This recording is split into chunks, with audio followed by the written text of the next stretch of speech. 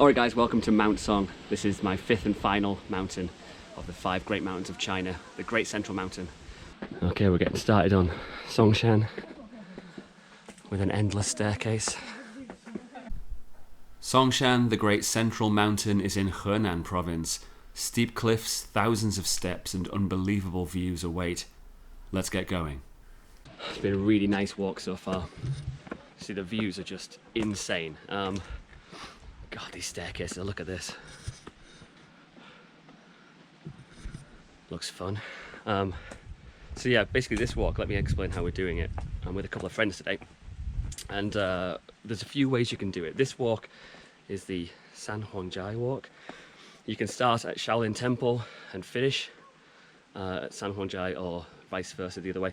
So there are a number of different walks you can do in Songshan, Mount Song. Mainly because there are actually 2 different mountains. There's a mountain called Taishan, which is slightly, it's not quite as big, it's about 100 meters lower, I think, in altitude than this mountain, which is Shaoshan. Together they comprise Mount Song. I climbed the other mountain a couple of days ago. It wasn't great, I'll be honest, it wasn't really great. The hike was alright, but God, it was just filthy, like it was just covered in plastic bottles and it was kind of grim, and it didn't really give me a very nice feeling, to be honest.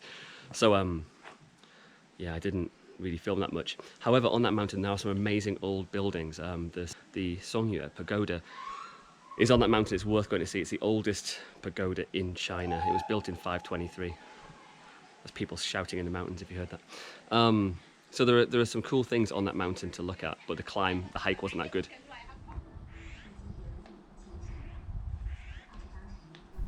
As with most of the mountains, your first stop should be the temple dedicated to the mountain itself before beginning your ascent. The climb up Taishan did actually begin very pleasantly, with some nice temples and some mad lads.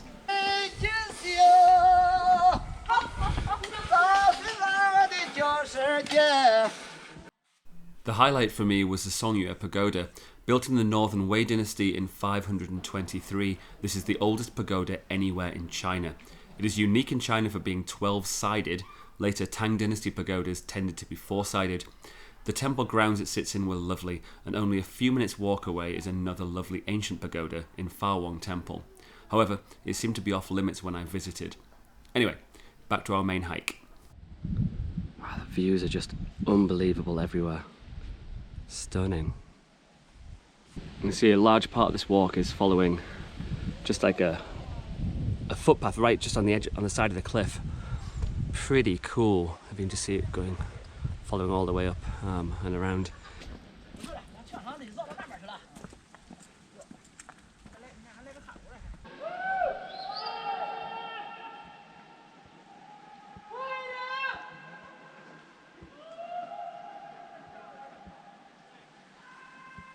Give us a hello, Ben. Give us a hello. Hello to you too. The echo here, so it's quite a long way across here, and we're not really shouting that much. Everyone's shouting, but you can hear very, very clearly. Pretty cool. Pretty cool. Man, these walkways are so insane. So when you look back and you see where you've come from, all the way up there. Great hike so far, this. Very impressed. So this mountain, Song Mountain, is the central mountain of the 5 great peaks of China. And obviously, if you watch my other videos, this is the last one I have to climb. In traditional ancient Chinese belief, this mountain was the center of heaven and earth. And along with probably Taishan in the east, yeah, probably one of the most important. It's the mountain associated with the earth element, and the Yellow Emperor holds a pretty important place in Chinese ancient Taoist belief. So yesterday I went to the very famous Shaolin Temple. It's probably the thing that this mountain's most famous for, around the world anyway. You know, monks, the birthplace of Kung Fu, all that kind of stuff. I don't know. I didn't really enjoy it. to be honest, it's a big commercial thing, the Shaolin Temple, and it's very obvious as soon as you go there. It's souvenir shops, just endless people, and you know, it's actually, it's not an old temple. Obviously, there's been a temple there for a long time, 1500 years, but basically everything you see there now is 1985 onwards. There's nothing really old, which is what, obviously that's what I look for when I travel in China, I think. But if you are interested in seeing like shows and stuff, then yeah, go for it.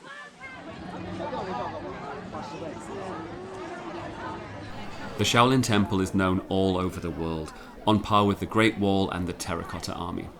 I found it difficult to enjoy it, and despite it being the birthplace of Chan Buddhism, or Zen as you may know it, it doesn't feel very Zen. However, one thing definitely worth a visit is the Shaolin Temple's pagoda forest. Around 250 pagodas have been built from the Tang dynasty onwards, with the earliest being built in 689. Essentially memorials to eminent monks from the temple, it is the largest collection of pagodas anywhere in China. Fascinating stuff.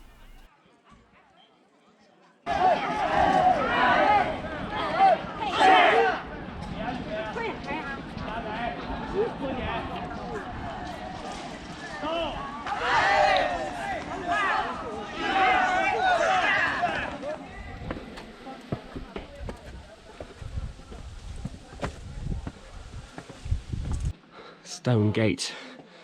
That's this, I guess.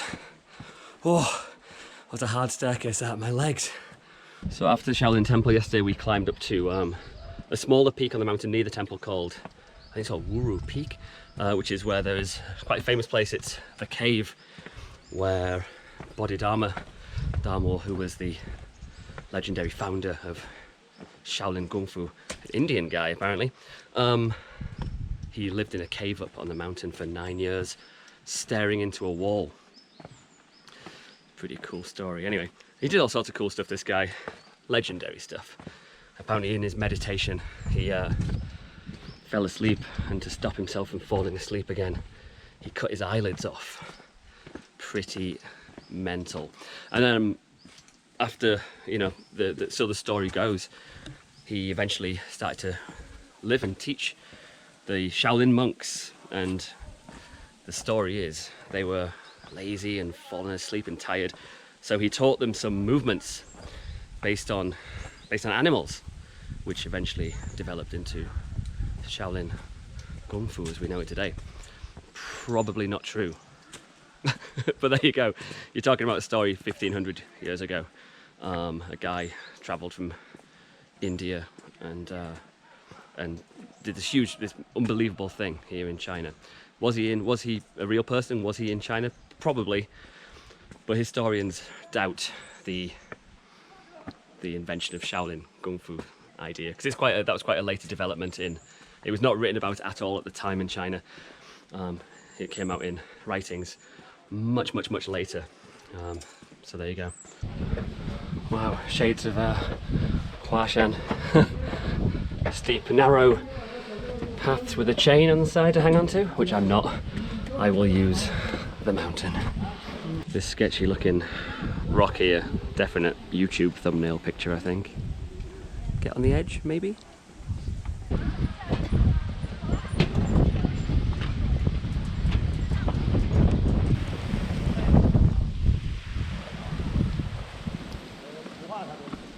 So the first part of this walk was steep, uphill, and then obviously around these paths around the cliffs, and now heading just straight down. Let me show you.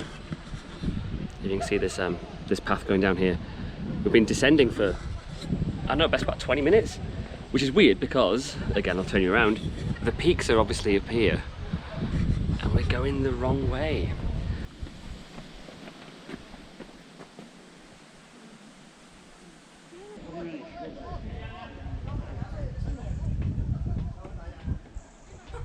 Really enjoying this walk today. I was a bit disappointed, I think, by Taishishan the other day. Not the best walk, and dirty and kind of grim. So I didn't know what to expect today, to be honest, but beautiful. You know, just views are insane here. So it's my last mountain. Well, the last of these 5 mountains. There are others to climb, of course, but these are the 5 important ones, I think, in China. Yeah, I don't know, it's been nice, you know. I wanted to finish them all in July, obviously, in the summer, and couldn't for reasons beyond my control. So I had to wait a little bit. It's whenever you're watching this video, this is actually the middle of October. It's 27 degrees. Just the most beautiful weather. All the leaves are turning yellow and red. Fantastic. This is like, I don't know, I'm feeling pretty good today. You can probably tell, I'm feeling pretty good. You know, if I knew something about geology, I could tell you all sorts of amazing stuff about the rock.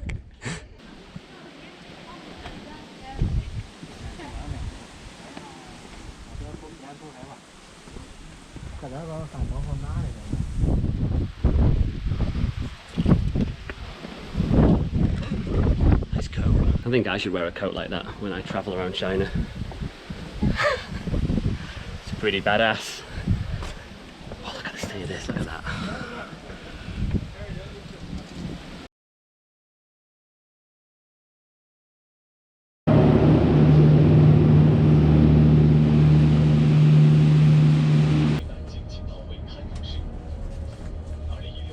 So I'm at the bottom of the mountain now.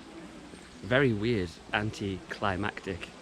And basically walking, and it was a very nice walk from Sanhuangzhai.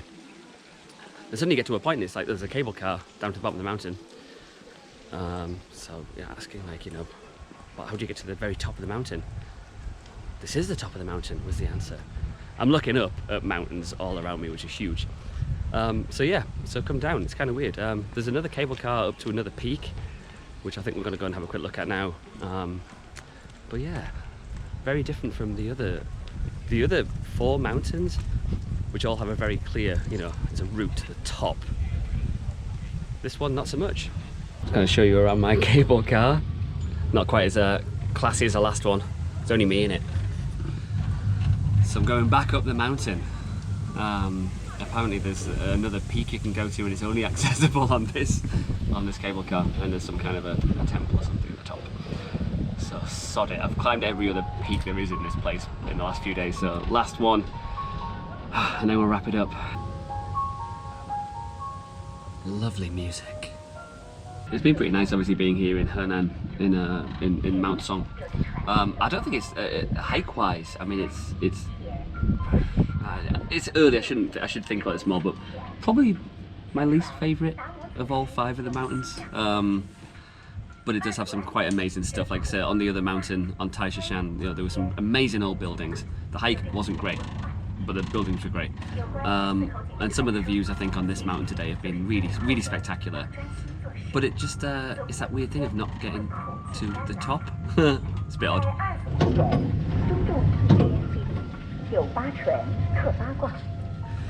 Even that big pole stuck on the side of a mountain has a loudspeaker message on it.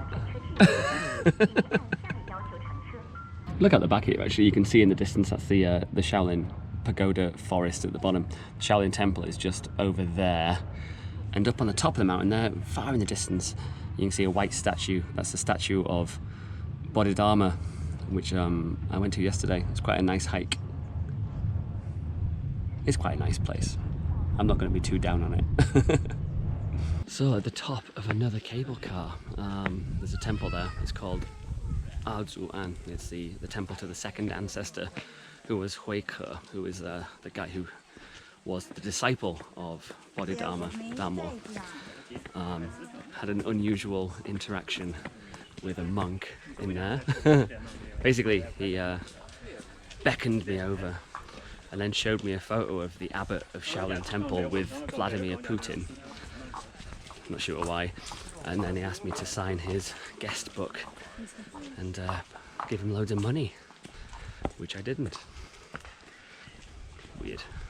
Alright guys, so we're going to finish this video here in a cable car. Actually, it's the last video in the series on these 5 great mountains of China. I hope you enjoyed them all. They're all very different and all offer obviously something really unique, I think. Today's, I'll be honest, the hikes in the last 3 days I've done here in Mount Song, bit unusual, like not like the other ones. Obviously, there's not like some clear route to the top, but nevertheless, you know, it's a beautiful place and some interesting things here. I'm going to do a bit of a follow-up video, I think, on, you know, the logistics of climbing them. Some people ask me some questions about, you know, cost and how to actually do it. So I think I'll do that, because if you do visit China, or if you live in China, these are amazing places to visit. They're all very, very unique. So what I need to do now is think about what my next adventure is. What am I going to do?